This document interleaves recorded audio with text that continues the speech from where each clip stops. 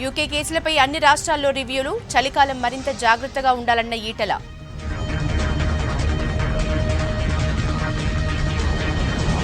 నూట 25 అడుగుల అంబేద్కర్ విగ్రహం ఏమైందన్న సంజయ్, మహనీయుల చరిత్ర లేకుండా చేస్తున్నారని ఫైర్.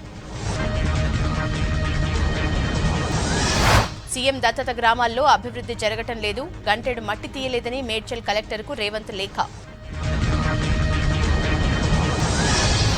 ఎల్ఆర్ఎస్ లేని ప్లాట్లు రిజిస్ట్రేషన్లు చేయాలన్న బిల్డర్లు, ప్రగతి భవన్ ముందు ఊరేసుకుంటామని ఆవేదన. రాష్ట్ర వ్యాప్తంగా పీవీకే అన్ని పార్టీల నివాళులు, దేశానికి దారి చూపారని నేతల ప్రశంసలు. రాష్ట్రంలో 3వ రోజు చలిగాలుల అలర్ట్, కోహిర్లో అతి తక్కువగా 3.4 డిగ్రీలు. ఎస్సీ స్కాలర్షిప్లు 5 రెట్లు పెంచిన కేంద్రం, 4 కోట్ల మందికి ప్రయోజనమన్న జావదేకర్. సరైన ప్రపోజల్తో వస్తే చర్చలకు సిద్ధమన్న రైతులు, స్వామినాథన్ చెప్పినట్లు చట్టాలుండాలని డిమాండ్. ఎల్లుండి రైతులను ఉద్దేశించి మోడీ ప్రసంగం, అదే రోజు 9 కోట్ల మంది ఖాతాల్లో కిసాన్ నిధులు. ఆన్లైన్ లోన్ యాప్లతో జాగ్రత్త అన్న ఆర్బీఐ, అనుమతులున్నాయో లేదో చూడాలని అలర్ట్. న్యూస్ అండ్ డీటెయిల్స్ చూద్దాం. దేశమంతటా కరోనా అలర్ట్ కొనసాగుతోంది. బ్రిటన్ నుంచి వచ్చిన వారికి కరోనా టెస్టులు చేసి క్వారంటైన్ కు తరలిస్తున్నారు. పాజిటివ్ వచ్చిన వారిని స్పెషల్ ఐసోలేషన్ వార్డుల్లోకి తరలిస్తున్నారు.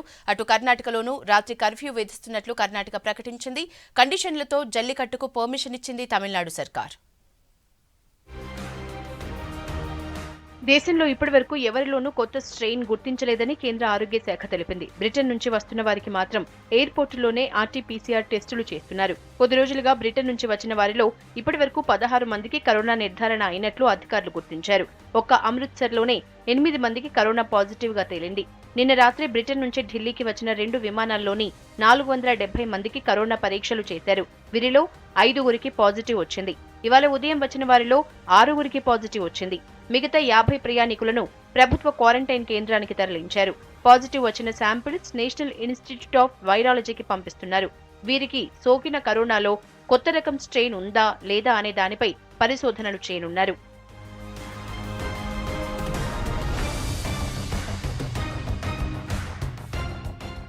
కర్ణాటకలో ఇవాల్టి నుంచి జనవరి 2 వరకు రాష్ట్రంలో రాత్రి వేళల్లో కర్ఫ్యూ విధిస్తున్నట్లు కర్ణాటక ప్రభుత్వం ప్రకటించింది.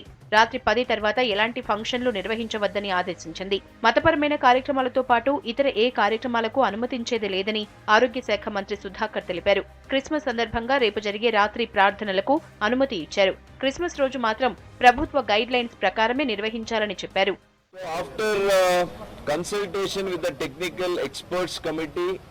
That government of Karnataka is engaged constantly in the past 10 months. They have advised that the government should impose curfew during night times starting from 10 p.m. till morning 6 a.m. starting from today till 2nd morning 6 a.m. This we are doing in order to prevent and contain this second strain of corona what we are seeing, what we are witnessing in UK. Corona నిబంధనలు పాటిస్తూ జల్లికట్టు నిర్వహించాలని తమిళనాడు ప్రభుత్వం నిర్ణయించింది. Corona negative రిపోర్ట్తో వచ్చిన వారిని మాత్రమే జల్లికట్టుకు అనుమతిస్తామని చెప్పింది. 300 కంటే ఎక్కువ మంది పాల్గొనొద్దని చెప్పింది. సగం మంది ప్రేక్షకుల్ని మాత్రమే అనుమతించాలని చెప్పింది. వచ్చిన వారందరికీ థర్మల్ స్క్రీనింగ్ చేయాలని, ఫిజికల్ డిస్టెన్స్ పాటించాలని, ప్రేక్షకులు ప్రతి ఒక్కరూ మాస్కులు ధరించాలని ఆదేశించింది.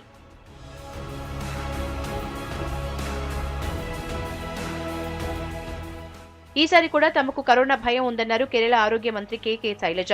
ఎయిర్పోర్టుల్లో ప్రత్యేక చర్యలు తీసుకుంటున్నామన్నారు. యూరప్, ఇటలీ, బ్రిటన్ నుంచి వచ్చే ప్రయాణికులందరినీ స్క్రీనింగ్ చేయాలని నిర్ణయించినట్లు చెప్పారు. And at once we started our precautions here, preparations here, and the 4 airports, international airports, we arranged the screening mechanism. Whoever is coming from these European countries, we decided to screen them to find out whether they are positive or not. Corona tension నేపథ్యంలో higher secondary education, Bengal board of secondary education కు సంబంధించిన board exams వాయిదా వేస్తున్నట్లు west Bengal ప్రభుత్వం ప్రకటించింది. June నెలలో పరీక్షలు నిర్వహించనున్నట్లు తెలిపింది. హైదరాబాద్ లో జరుగుతున్న రజనీకాంత్ సినిమా షూటింగ్ సిబ్బందిలో 7గురికి కరోనా నిర్ధారణ అయింది. దీంతో షూటింగ్ ని తాత్కాలికంగా వాయిదా వేశారు. అటు కరోనాతో హాస్పిటల్లో ట్రీట్మెంట్ తీసుకుంటున్న హర్యానా మంత్రి అనిల్ విజ్ ను ఐసీయూ నుంచి రూమ్ కి షిఫ్ట్ చేశారు. బ్రిటన్లో 2వ రకం కరోనా వైరస్తో రాష్ట్ర ప్రభుత్వం అలర్ట్ అయింది. ఎలాంటి పరిస్థితి వచ్చినా ఎదుర్కొనేందుకు ప్రభుత్వం సిద్ధంగా ఉందన్నారు ఆరోగ్య శాఖ మంత్రి ఈటెల రాజేందర్. చలి తీవ్రత ఎక్కువగా ఉండటంతో ప్రజలు జాగ్రత్తగా ఉండాలన్నారు. ఇక రాష్ట్రంలో కరోనా కేసుల సంఖ్య 2,80,000 దాటింది.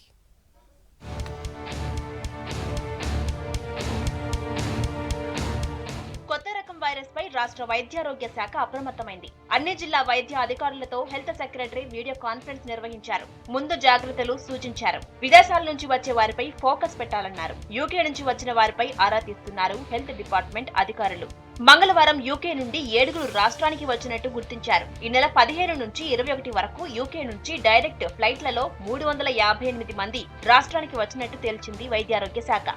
సోమవారం నాడు వచ్చిన వారికి ఎయిర్పోర్ట్ లోనే కరోనా టెస్ట్ చేయగా నెగిటివ్ వచ్చినట్లు అధికారులు తెలిపారు.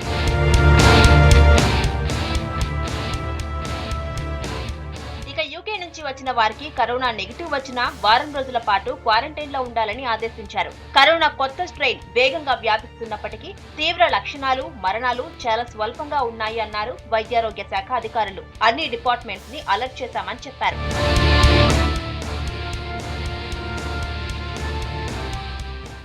కరోనా 2వ రకంతో కేంద్ర రాష్ట్ర ప్రభుత్వాలు ఇప్పటికే అలర్ట్ అయ్యాయని చెప్పారు state health minister Etela Rajender.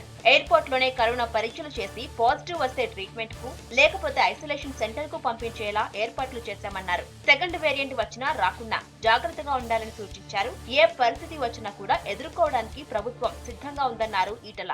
ఇవాళ ప్రపంచంలో బ్రిటన్ లాంటి దేశంలో, ఇతర దేశాల్లో సెకండ్ వేవ్ వచ్చి వణికిస్తున్నా, ప్రజలు చనిపోతున్నా, లాక్డౌన్ ప్రకటిస్తున్నా కూడా మన దేశంలో, మరి ముఖ్యంగా మన తెలంగాణ రాష్ట్రంలో మాత్రం అట్లాంటి సెకండ్ వేవ్ ఇప్పటివరకు లేదు. తెలంగాణ ప్రభుత్వ పరంగా అన్ని వైద్యశాలలలో టెస్టులు నిర్వహించి ట్రీట్మెంట్ ఇచ్చి బతికించుకునే ప్రయత్నం చేస్తూ ఉంది. కాబట్టి ఈ కరోనా మహమ్మారి నుంచి వెళ్ళి బయటపడడం కోసం అందరం కూడా కలిసికట్టుగా పనిచేయాలని చెప్పి, కృషి చేయాలని చెప్పి కోరుకుంటా ఉన్నాం. ఇక రాష్ట్రంలో కరోనా కేసుల సంఖ్య 2,80,000 దాటింది. కొత్తగా 635 మందికి వైరస్ సోకింది. 573 మంది కోలుకున్నారు. కరోనాతో మంగళవారం 4 చనిపోయారు. దీంతో రాష్ట్రంలో కరోనా మృతుల సంఖ్య 1,522కు పెరిగింది. ప్రస్తుతం 6,627 యాక్టివ్ కేసులున్నట్లు మీడియా బులెటిన్లో తెలిపింది వైద్యారోగ్య శాఖ. మాజీ ప్రధాని పివి నరసింహారావు వర్ధంతి సందర్భంగా ఘన నివాళులర్పించారు వివిధ పార్టీల నేతలు. ఆయన తీసుకొచ్చిన సంస్కరణల ఫలితాల్ని ఇప్పుడు దేశం అనుభవిస్తోందన్నారు సీఎం కేసీఆర్. దేశానికి పీవీ చేసిన సేవలు మరవలేనివన్నారు బీజేపీ నేతలు. ముఖ్యమంత్రికి పీవీకి నివాళి అర్పించే సమయం లేదా అని ప్రశ్నించారు. మాజీ ప్రధాని పివి నరసింహారావు వర్ధంతి సందర్భంగా ఆయన్ను స్మరించుకున్నారు ముఖ్యమంత్రి కేసీఆర్. నిరంతర సంస్కరణశీలిగా పివి భారతదేశ చరిత్రలో చిరస్థాయిగా నిలిచిపోతారన్నారు. ఆర్థిక, విద్య, భూ పరిపాలన రంగాల్లో పివి నరసింహారావు ప్రవేశపెట్టి అమలు చేసిన సంస్కరణల ఫలితాన్ని ఇప్పుడు దేశం అనుభవిస్తోందని అన్నారు. అంతర్గత భద్రతా వ్యవహారాల్లోనూ, విదేశాంగ వ్యవహారాల్లోనూ పివి దృఢమైన వైఖరి, దౌత్య నీతి చూపించారన్నారు. పీవీకి ఘనమైన నివాళి అర్పించేందుకే రాష్ట్ర ప్రభుత్వం శత జయంతి ఉత్సవాల్ని నిర్వహిస్తోందన్నారు ముఖ్యమంత్రి.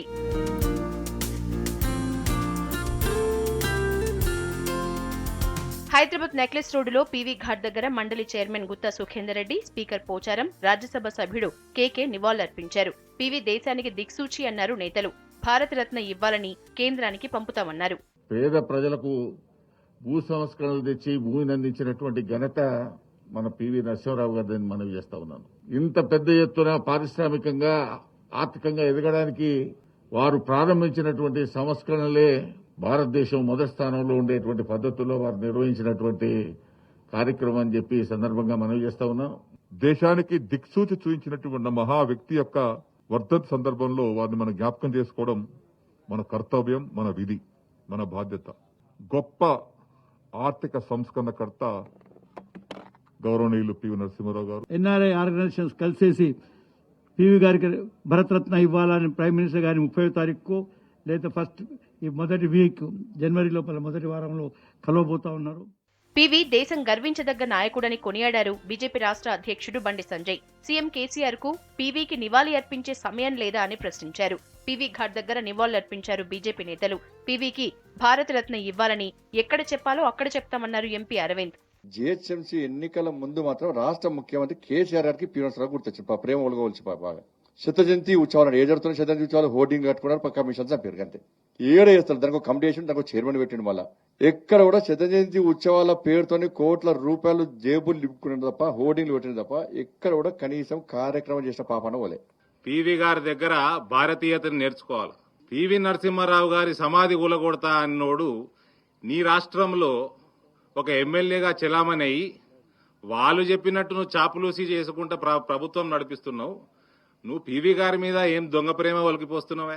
దేశ చరిత్రలో పివి నరసింహారావు చెరగని ముద్ర వేశారన్నారు పీసీసీ చీఫ్ ఉత్తమ్ కుమార్ రెడ్డి. పివి ఘాట్ దగ్గర నివాళులర్పించారు నేతలు. పివి ఆర్థిక సంస్కరణలతో దేశం అభివృద్ధి పథంలో నడుస్తోందన్న లీడర్లు భూ సంస్కరణలపై కార్యక్రమాలు నిర్వహిస్తామన్నారు. వారు తీసుకొచ్చిన ఆర్థిక సంస్కరణల వల్లనే భారతదేశం ఈరోజు ప్రపంచంలోనే ఒక ఎకనామిక్ సూపర్ పవర్ గా ఎదుగుతుంది. పివి నరసింహారావు గారు వారి కాంట్రిబ్యూషన్స్ ఈ దేశ ప్రజలు కూడా ఎన్నడూ మర్చిపోరని చెప్పి మనవి చేస్తూ, మన గడ్డపై పుట్టడం, ఇంత పేరుగాంచడం, ఈ దేశాన్ని అన్ని దేశాలతో ఒకే సమానంలో ఉంచడం అనేది చాలా మనకు వారు చేసినటువంటి మేలు. ఈ దేశానికి స్టెబిలిటీ తీసుకొచ్చారు, specially economic stability. Warangal urban జిల్లా హన్మకొండలోని బస్టాండ్ సెంటర్లోని పివి విగ్రహానికి పూలమాల వేసి నివాళులర్పించారు నేతలు. పివి దేశానికి గొప్ప సేవల్ని అందించారన్నారు నేతలు. జిల్లాల్లోనూ పివి వర్ధంతి కార్యక్రమాలు నిర్వహించారు. జిల్లాల్లో పలు అభివృద్ధి కార్యక్రమాల్లో పాల్గొన్నారు మంత్రులు. మెదక్లో డబుల్ బెడ్రూమ్లో భూమి పూజలో హరీష్ పాల్గొంటే, నిర్మల్ జిల్లాలో మత్స్యకార భవన నిర్మాణానికి పూజ చేశారు ఇంద్రకరణ్. వీసీలు, వర్సిటీలో ఫ్యాకల్టీ నియామకాలపై హాట్ కామెంట్స్ చేశారు రాష్ట్ర ప్రణాళికా సంఘం ఉపాధ్యక్షుడు వినోద్. గల్ఫ్ కార్మికుల కనీస వేతన ఒప్పందాన్ని తప్పుపట్టారు ఎమ్మెల్సీ కవిత.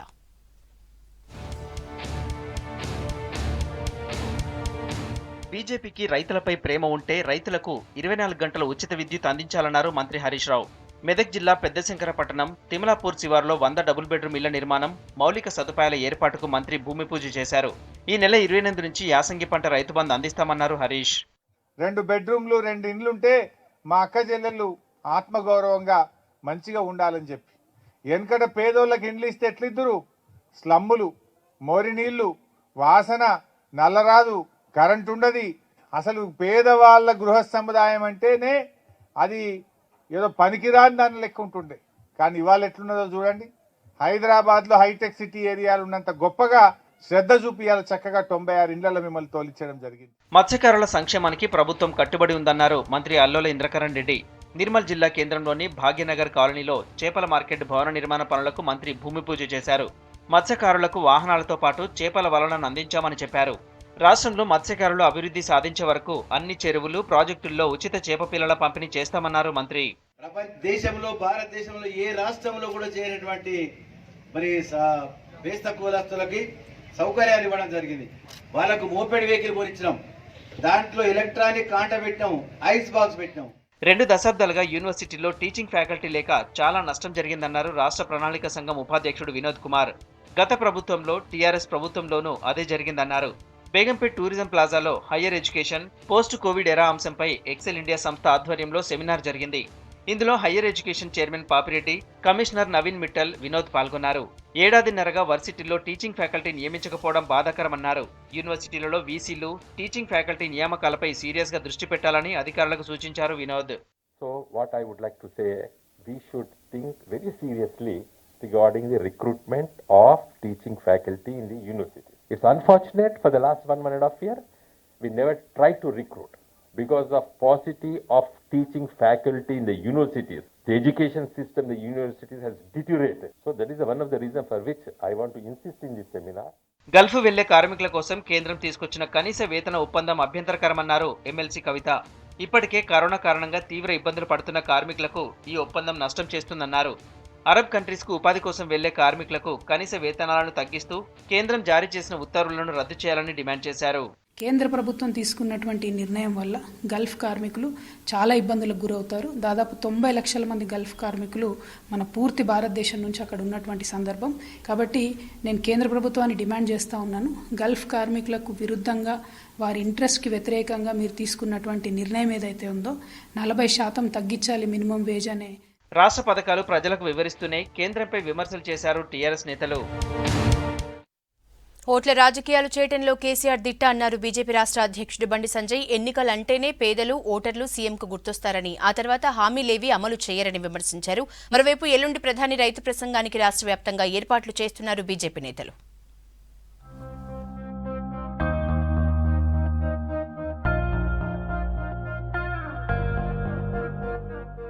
హైదరాబాద్లో 125 అడుగుల అంబేద్కర్ విగ్రహం ఏమైందని కేసీఆర్ను ప్రశ్నించారు బీజేపీ రాష్ట్ర అధ్యక్షుడు బండి సంజయ్. 2023లో తమ ప్రభుత్వం ఏర్పాటు కాగానే హైదరాబాద్ నడిబొడ్డున అంబేద్కర్ విగ్రహం ఏర్పాటు చేస్తామని తెలిపారు. పార్టీ ఆఫీసులో ఎస్సీ మోర్చా సమావేశంలో ఆయన పాల్గొన్నారు. ఏడాది పాటు పీవీ శత జయంతి ఉత్సవాలు జరుపుతామన్న కేసీఆర్ పీవీ వర్ధంతి రోజు నివాళి ఎందుకు అర్పించలేదన్నారు. ఎన్నికలు ఉంటేనే కేసీఆర్కు పేదోళ్లు గుర్తొస్తారన్నారు. పేదోళ్ళ ఓట్ల వల్ల వచ్చిన రాష్ట్ర ముఖ్యమంత్రి పేదోళ్ళ యొక్క మానవ హక్కులను కాపాడే ప్రయత్నం చేయకుండా పూర్తిగా అవమానాలు గురి ఒక బాబాసాహెబ్ అంబేద్కర్కు అవమానం జరిగిందంటే ఇది పూర్తిగా పేదలకు జరిగిన అవమానంగా భావించాలి. మనం ఎందుకు వస్తామని ప్రశ్నించాల్సిందే. ముఖ్యమంత్రి నెక్స్ట్ అంబేద్కర్ జయంతి వర్ధంతికి ఎట్టి బస్లా నీ ఫామ్ హౌస్ ప్రగతి భవన్ గడి దాటి బయటికి రావాల్సిందే, రాకుండా ఆ రోజే ముట్టడిస్తాం ముఖ్యమంత్రి ప్రగతి భవన్. కేసీఆర్ మరో తుగ్లక్లా పాలన సాగిస్తున్నారన్నారు బీజేపీ ఎమ్మెల్సీ రామచంద్రరావు. హోర్డింగ్లకు వ్యతిరేకంగా ఉన్న 68 జీవో రద్దు చేయాలనే డిమాండ్తో హైదరాబాద్ ఇందిరా పార్క్ దగ్గర అవుట్డోర్ అడ్వర్టైజింగ్ మీడియా అసోసియేషన్ ఆధ్వర్యంలో ఆందోళన చేశారు. అడ్వర్టైజింగ్ లేని ప్రపంచం లేదన్నారు. హోర్డింగ్స్ ద్వారా 150 కోట్లకు పైగా వచ్చే ఆదాయాన్ని ఎందుకు ఆపేస్తున్నారని ప్రశ్నించారు. మున్సిపల్ ఎలక్షన్స్ ముందుగానే, గతంలో ఎలక్షన్స్ ముందుగానే ఎవ్వరు కూడా మీ స్పేస్ని వేరే పార్టీలకు ఇవ్వద్దు అని చెప్పడం జరిగింది. 150 కోట్ల పైగా వచ్చే ఆదాయాన్ని ఈరోజు మీరు ఎందుకు ఆపుతా ఉన్నారు? ఈ 68 జియో తీసుకురావడంలో మీ యొక్క రాజకీయ ఉద్దేశాలు ఉన్నాయని చెప్పి మనం భావిస్తా ఉన్నాం. ఇది మొహమ్మద్ బిన్ తుగ్లకే గుర్తొస్తుంది మనకు. ఇక తుగ్లక్ ప్రభుత్వము, తుగ్లక్ నిర్ణయాలే. ఎల్లుండి దేశ ప్రజలు రైతులను ఉద్దేశించి ప్రసంగించనున్నారు ప్రధాని మోడీ. పార్లమెంట్ ఆమోదం పొందిన 3 వ్యవసాయ చట్టాలపై మోడీ మాట్లాడనున్నారు. రైతులకు అవగాహన కల్పిస్తారు. 1 కోటి మంది ఈ కార్యక్రమంలో పాల్గొనేలా ఏర్పాట్లు చేస్తున్నారు. మండల కేంద్రాలు, గ్రామ స్థాయిలోనూ స్క్రీన్లు ఏర్పాటు చేసి మోడీ ప్రసంగాన్ని రైతులకు చేరేలా చర్యలు తీసుకుంటున్నారు బీజేపీ నేతలు. రాష్ట్రంలో 33 జిల్లా కేంద్రాల్లో ఏర్పాటు చేసే కార్యక్రమాల్లో బీజేపీ నేతలు పాల్గొంటారు. టీఎస్పీఎస్సీ ముట్టడిలో పాల్గొన్న బీజేవైఎం నేతలపై పెట్టిన కేసులు ఎత్తేయాలంటూ సీఎం కేసీఆర్ దిష్టిబొమ్మ దహనం చేశారు కార్యకర్తలు. రాష్ట్రంలో ఖాళీగా ఉన్న పోస్టులను వెంటనే భర్తీ చేయాలని, నిరుద్యోగ భృతి చెల్లించాలని రంగారెడ్డి జిల్లా Manikonda municipality vice chairman Narender Reddy demand చేశారు. అటు శంషాబాద్లోనూ బీజేవైఎం నేతలు ఆందోళన చేశారు. బీజేవైఎం నేతలపై కేసులు పెట్టడంపై ఖమ్మం, ఆదిలాబాద్ జిల్లాల్లోనూ ఆగ్రహం వ్యక్తం చేశారు కార్యకర్తలు. అక్రమ కేసులను కొట్టివేయాలని డిమాండ్ చేశారు. ఇవి news junction updates. Coming up Teenmaar వార్తలు. Stay tune to V6 news as it is.